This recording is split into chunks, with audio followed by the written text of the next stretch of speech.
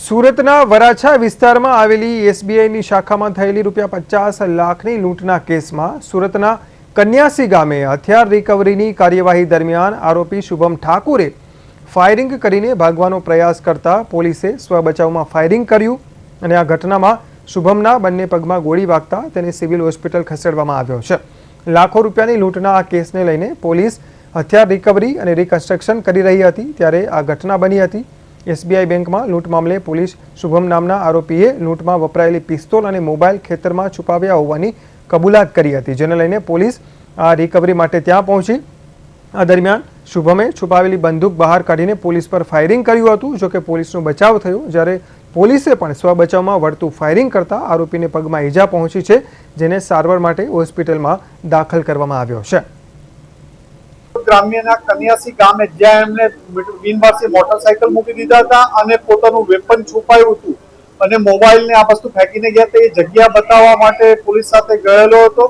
એ દરમિયાન એને જે જગ્યાએ વેપન છુપાવેલું હતું ત્યાં અચાનક એમાંથી વેપન કાઢી અને પોલીસ ઉપર એક રાઉન્ડ ફાયર કરતા જવાબી કાર્યવાહીમાં એસીપી ક્રાઇમ કિરણ મોદી દ્વારા એક રાઉન્ડ ફાયર કરવામાં આવ્યું છે અને ત્યાંથી તુરંત પ્રાથમિક સારવાર માટે હોસ્પિટલ લઈ જવામાં આવ્યો છે અને ત્યાંથી અહીંયા સિવિલ હોસ્પિટલ। એક ગ્રેડેડ ક્રિમિનલ હતો, અગાઉ પણ 302 જેવા કેસોમાં પકડાયેલો છે। એને ખબર હતી કે જો હું આ કેસમાં એરેસ્ટ થઈશ અને મને લાંબુ જેલમાં રહેવું પડશે અથવા લાંબી પનિશમેન્ટ પણ આવશે, એટલે એ ભાગવાની કોશિશ કરવા માટે પોલીસ ઉપર હુમલો કરવા માટે પણ પ્રયત્ન કર્યો અને એને તાત્કાલિક પોલીસ દ્વારા હોસ્પિટલ લાવવામાં આવ્યો છે અને સુરતની એસબીઆઈ બેંકમાં જે પ્રકારની લૂંટની ઘટના એટલે કે દોઢ દિવસે 50 લાખની લૂંટની ઘટના એ ચકચાર મચાવી હતી, ત્યારે અત્યારે જે પ્રકારના દ્રશ્યો જોઈ શકીએ છીએ કે આ મુજબની સ્થિતિ છે તે અહીં જોવા મળી રહી છે। કારણ કે જે પ્રકારે આરોપી જે એસબીઆઈમાં 50 લાખની જે લૂંટ કરી હતી અને ત્યારબાદ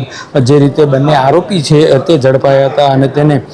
જે રીતના સુરત જિલ્લામાં લઈ જવામાં આવી રહ્યા હતા, એટલે જે જગ્યાએ તેમની લૂંટ કરી અને ક્રાઇમ બ્રાન્ચની ટીમ મુખ્ય આરોપી એટલે કે શુભમ અને જે રીતે ફાયરિંગ કરી અને જે ભાગવાનો પ્રયાસ કર્યો હતો અને તેના જવાબમાં જે રીતે સુરતના ગ્રામ્ય વિસ્તારમાં કન્યાસી ગામ પાછી આ હથિયાર રિકવરીની પ્રક્રિયા વખતે આખી ઘટના છે તે બની હતી અને જેમાં સૌ બચાવમાં એસીપી કિરણ મોદી દ્વારા સૌ બચાવમાં જે વળતું ફાયરિંગ છે તે આરોપી શુભમના પગમાં ગોળી મારવામાં આવી હતી અને ઇજાગ્રસ્ત હાલતમાં હાલ અત્યારે પોલીસ પ્રોટેક્શનની સાથે સુરત સિવિલ હોસ્પિટલ માટે સારવાર માટે ચાલી રહી છે। ત્યારે ચોક્કસથી જે રીતની આખી ઘટના ખાસ કરીને જે શુભમ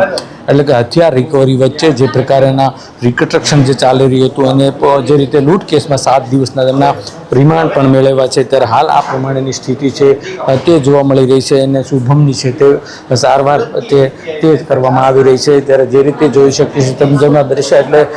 પોલીસને લાંબા સમયથી જે 27 તારીખની ઘટના બાદ આ બે આરોપી છે તેમના 7 દિવસના રિમાન્ડ મેળવ્યા હતા અને ત્યારબાદ તેમની જે સ્થિતિ હતી એટલે અત્યારે જ્યારે તપાસ માટે લઈ ગયા હતા ત્યારે આ ઘટના સર્જાઈ હતી। ત્યારે હવે આ આરોપી છે શુભમ તેમની સારવાર ચાલી રહી છે, પરંતુ હજી આમાં જે લૂંટમાં અનેક આરોપીઓ પણ બાકી છે, એટલે પોલીસની ચોક્કસ હરામ કરી છે, પરંતુ પોલીસે સૌ બચાવમાં ફાયરિંગ કરવાની ફરજ પડી હતી। કેમેરામેન અજય કુમાર સાથે અરવિંદ રાઠોડ, પ્રદેશ 24 ગુજરાતી, સુરત।